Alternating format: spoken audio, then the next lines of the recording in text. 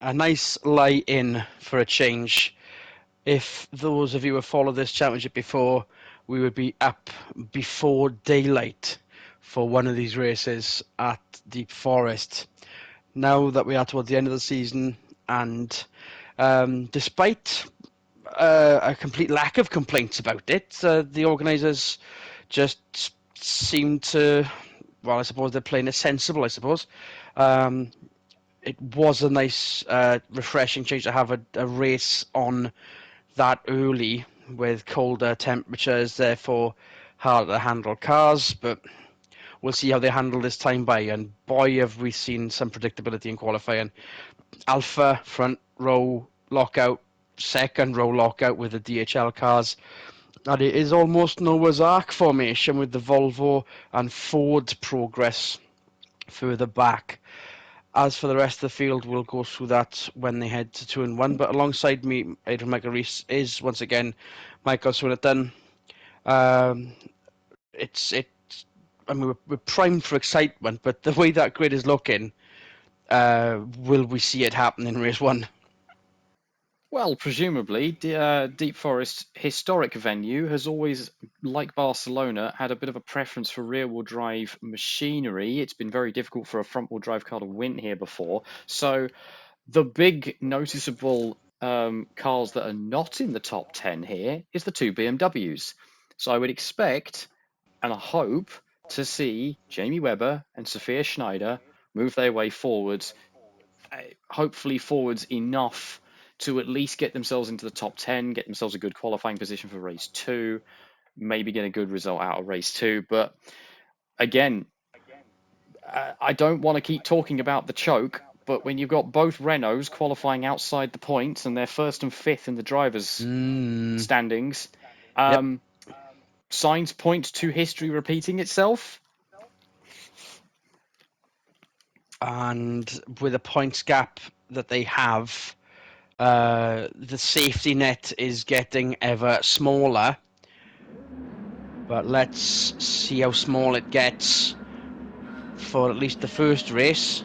Off they go, and definitely off go the Alphas. You can see the BMWs, off they go as well. The Crown Athlete tried to gain an appearance as well early on, but that was further back. Yes, it's an Alpha 1, 2, 3, 4, definitely, most definitely. Massive dive bomb by one of the BMWs into turn 1. That was Schneider. Surprise act of aggression. We thought that was going to be Webber. We assumed too much. Here is the Titan Twisties we know and expect throughout the first lap, and of course the Titan Twisty tunnels as well. Some side by side here. Ingram falling a little bit further back. Ekstrom managing to get a decent performance out of his Volvo this time by side traffic through the forests again as we reach the backstretch for the first time. Liam Hartley doing his best to hold back the front wheel drive force that is going to be inbound for the rest of this race. Yeah, that was a good clean getaway from pretty much every driver there. Didn't see too many major scuffs or scrapes where the track gets very narrow and very tight and it's very easy to accidentally make contact with one another. So congratulations all around there. Schneider did get a very good start because she qualified outside the points, I think, and here she is, okay, potentially losing a spot, but still with a very good start that is not to be sniffed at. Hopefully she can continue working her way forwards. Decent appearance for the Tamias then. Sandwich in a Cobra. Kobayashi and Rydell declaring their intent in this race, but also the team declaring their intent for Season 6. There's going to be some new drivers in those cars. Rydell taking a step back. Kobayashi heading back to Japan, but here's your lead Alphas still side by side after the first lap. Yeah, they're having a squabble on who should lead. Fisichella already has a win this year. Sabine Whitman somehow, amazingly, is winless. So she's going to be extra hungry. But Fisichella has always been there or thereabouts in championship title hunts. He's been the dark horse on the outside looking in so many times now. I think he'd like to be one of the main players. Ekstrom now up to 4th ahead of Hartley.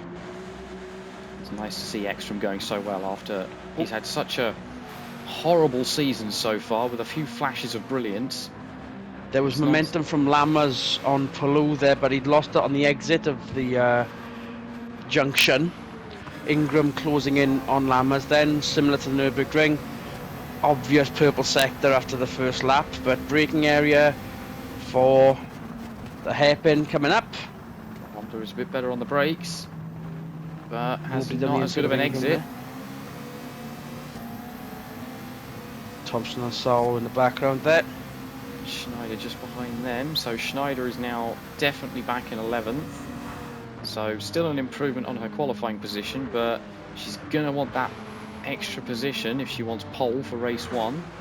Fisichella and Wittmann side by side again. Still braking area turn 1.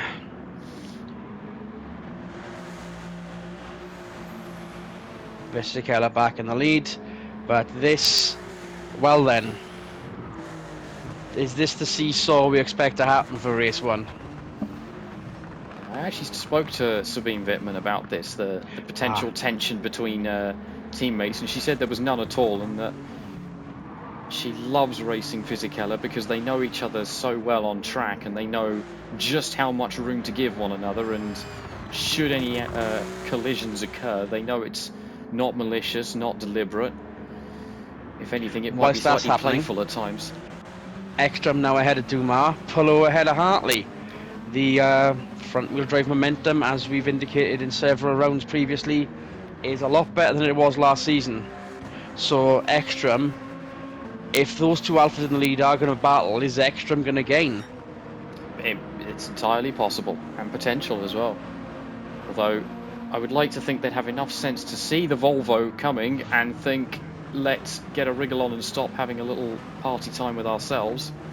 Speaking of seeing the Volvo come in, first and second, Hartley and Lammers in their own battle. Ingram had to brake and sort of avoid any face full of Dutch Honda, like he did at the Nürburgring. Another bump. There we go. We saw that. We saw that last time by. He's going to pretend this is NASCAR and push the Honda past the Alfa Romeo.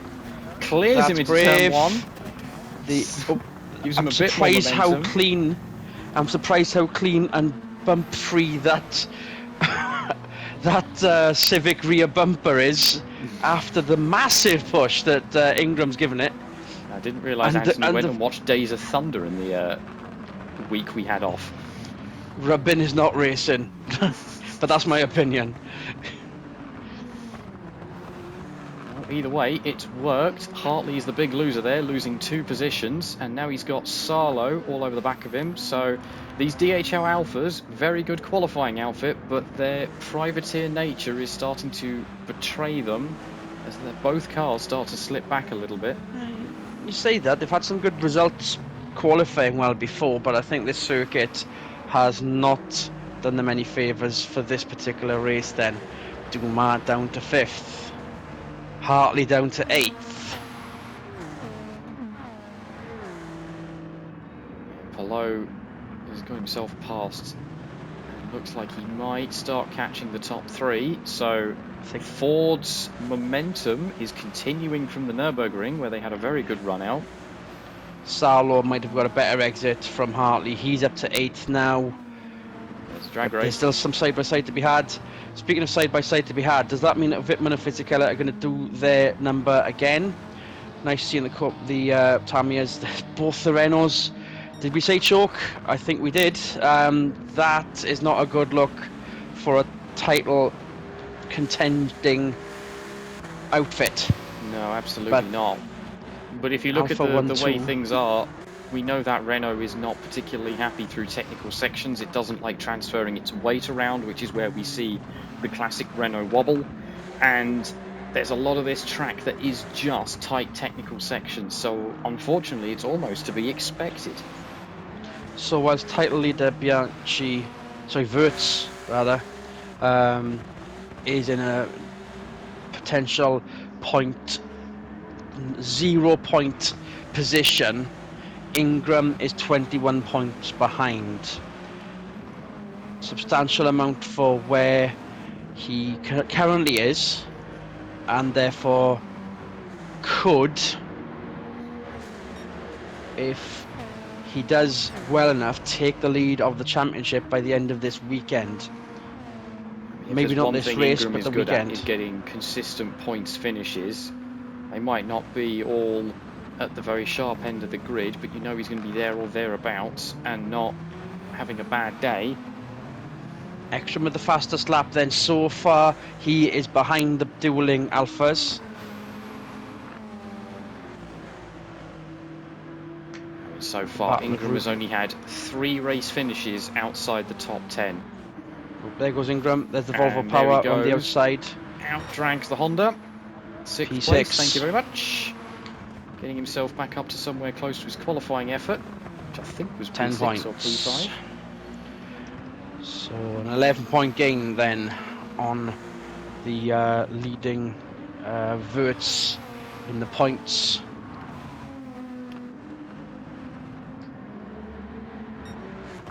Now Ford also gaining on the front 3. Pallou's having another good run. They've definitely got some momentum going from the Nürburgring. Again, both cars in the top 10. It's what they need to be striving for, given the lack of consistency they've had over the past few seasons. The bulk points position starting to spread out. It's the rear of the mid-pack that is still condensed. No real stragglers as yet from the privateer outfits. Moreno in a good position. Zanardi kind of quiet then. He's P18, but his stall has been very much set, and yet still no announcement from any of the big teams who will be the first to flinch in confirming or even attempting to say we are in talks with ... Yeah, I mean, as I said, the only lead we have to go on so far is BMW. But when I asked Zanardi, "Is it BMW?" he was obviously he didn't give me a straight answer, which is fair enough. But I got the impression that it wasn't BMW, so that just thickens the plot even more. Which means we do have to look at other teams and see who is performing well and who might actually get the boot, as much as you don't want to see anyone get fired from their job. We spoke about BMW America. We spoke about the America project with BMW. Could that be where he goes? I mean, well, as I said, he basically sort of in a roundabout way said not BMW. So regardless of whether it's a World Series drive or an American Series drive or even a European Series drive, it's not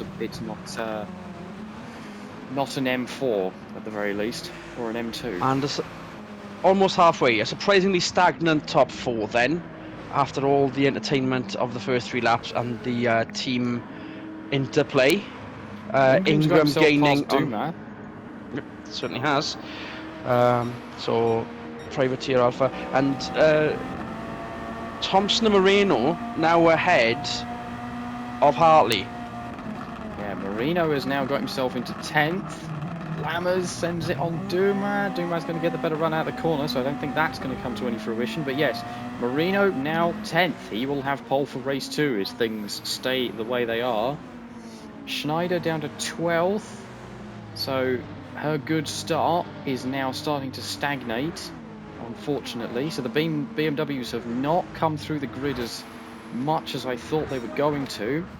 Here comes Lammers again on Dumas. Given that Hartley is not having his engine come to the boil, maybe Schneider's has, and it's just a matter of when, not if. All right. That Schneider gets ahead of the rookie in the other DHL. There it is. I mean, we've spoken at length as to how Schneider is on quite a substantial winless streak so far. I know that's going to be messing with her mind and plaguing her. Kobayashi holding off Webber as well. This is staunch effort from Kobayashi. Oh well, did I just speak too soon again? Webber has a habit of being very aggressive and sticking his nose into gaps that might not necessarily be actual gaps, so that's pretty par for the course. What do you expect to see from him? Before. So Thompson here goes gaining on Salo. Salo Salo around gaining on Dumas, Dumas so again. the DHL choke continuing. Well, not necessarily choke, It's but hard a to say it's a slip back. choke. Yeah, that it is a setback. Their independent team effort is being almost forcibly set back by a very well performing new outfit. So the sort of mood in the mood in their garage is not one of resignation, but they know that they've got a lot of work to do with another 3 weekends after this to even get close to how well Cobra have performed with both of their rookies and how well the satellite style outfit is.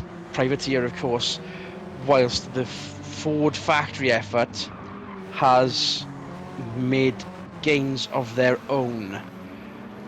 Yeah, I mean, that would have been Exemplified. a much closer privateer fight if the DHL Alphas didn't have such an awful start to the season where they didn't score points for the first few rounds of the championship. Neither car managing to score any points until round 3, where that's where both Cobra Ford Focuses were able to consistently score points and get a podium. So the damage was done very early on there.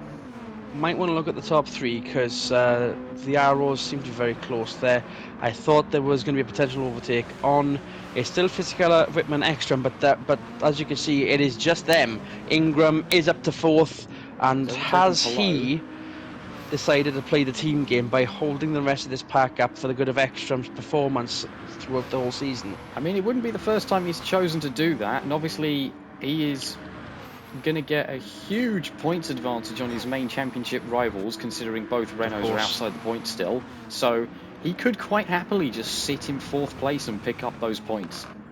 Yeah, that means he's only needing to get another 9 points, at least 9 points, to be on level terms with Nico Wirtz, who is still, after a fantastic performance at the Nürburgring, surprisingly stagnant, much like his teammate who had a definite struggle on at the Nürburgring sprint circuit. Kobayashi and Rydell propping up the points. That's going to be a good day for them in the announcement of what they're going to do. So to recap, Rydell is now he's declared his sort of veterancy, and he is going to be taking a step back and be sort of instructing things from the pit wall.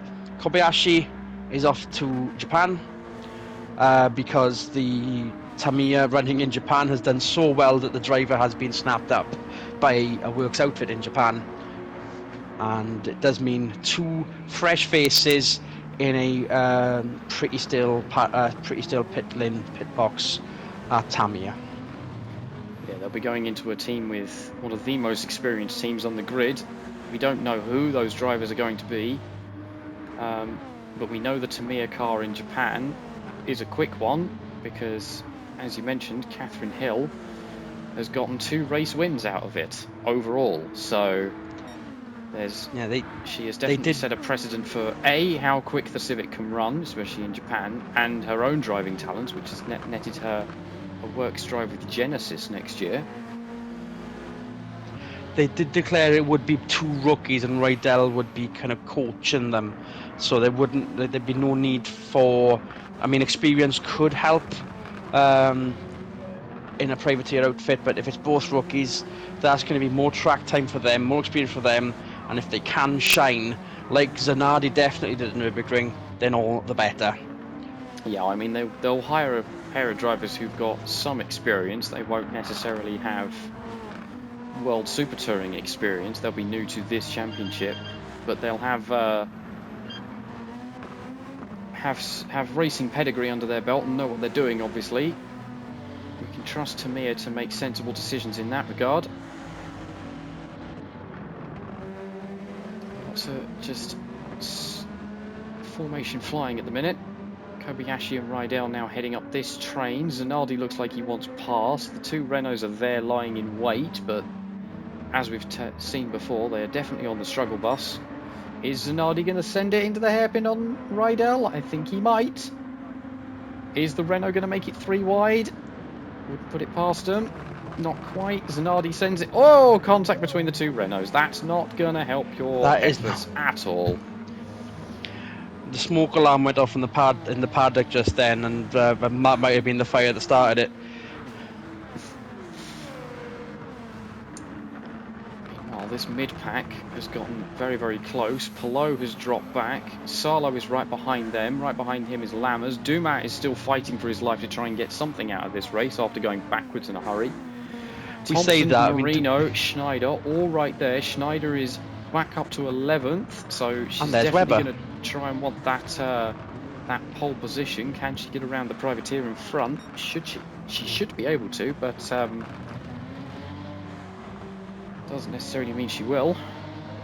It's interesting the perspective that Dumas being 8th is a bad thing. This is one of his better. If this was another championship, this would be a better run for him. We can't say we have seen better days. This is good days. Yeah, this is the weird downside of being able to score a win in a privateer car. Suddenly 8th place is not good enough anymore. Schneider had a look on Marino. Doesn't have the momentum to keep it up down the straight, or the back section. I don't know if you quite call it a straight, but it's still flat out. Dumas now under attack from Thompson. How hard does he send it into the hairpin? The old backstretch into town as acquired by the circuit organisers when some better roads were made. But those top 3 are kind of, almost joined at the hip as they go into turn 1. I'm expecting there to be a change of position. So the two Alphas have dropped top 2. Ekstrom. Okay, So Ekstrom he may have knowing his front place, I suppose. out, but obviously that means the Ingram hold-up was a strategic call that has paid off.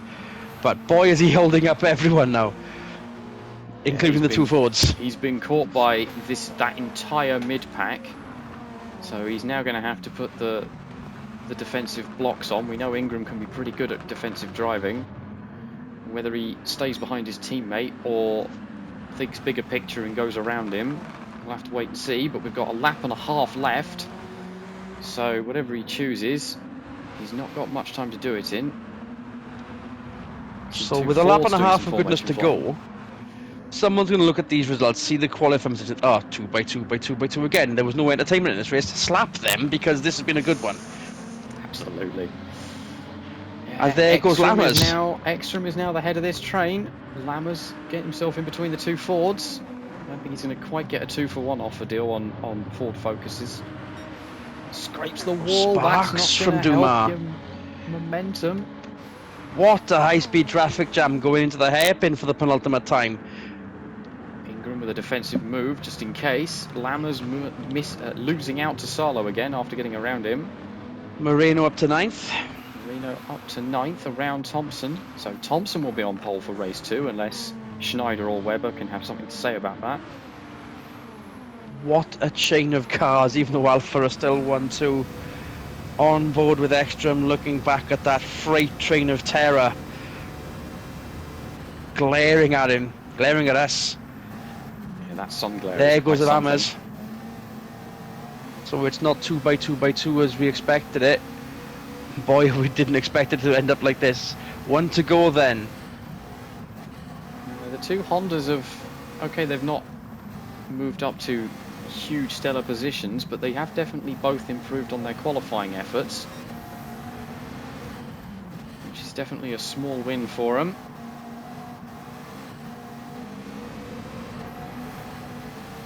Through the second tunnel, we've just got the back section to go, and then the hairpin. Now Ingram looked to be making some sort of move then, it seemed, rather than act all defensively for the rest of the pack. I think he has, the decision has been made, I think, from Ingram himself. Maybe not Ekstrom though. Decent gap between the two of them, but people are definitely in send-it range. Will Palou provide a spoil to the party? We'll have to wait and see. But that is a Fisichella win if ever there was one. Wittmann still not to yet put one out this season. Ekstrom still third. Ingram managing to ignite a second wind out of Ekstrom to get onto the podium. Positive, strong points finish for Ingram outside the top three then in his title contention, and what a swarm up to P12 and the two BMWs who miss out on a front row start in the reverse grid. Hartley, yes, a good finish, but from a second row start, maybe not. Zanardi with a 14th, strong finish again, but those two Renaults, wow. And then Kubica surprisingly last. Not really yes, they did look like stragglers, but you can see them foot to the floor. But Alfa were very much foot to the floor from lights out. And then a very entertaining battle. I think, by the looks of it, Alfa have actually made a decision on who their potential title candidate should be then if Fisichella crossed the line first, Swinney. Yeah, maybe. We don't know what, if any, team orders are going on there, but it's definitely Fisichella that is the lead charge at Alfa Romeo for the championship this year. And we said it right there. We did not. I mean, we saw 2x2 and thought, "Oh God, here we go." But a fascinating race, some entertaining action. Not the best race in the world, but it was close, no doubt. And we should expect that to happen again with the top 10 in reverse. And that means Jason Thompson.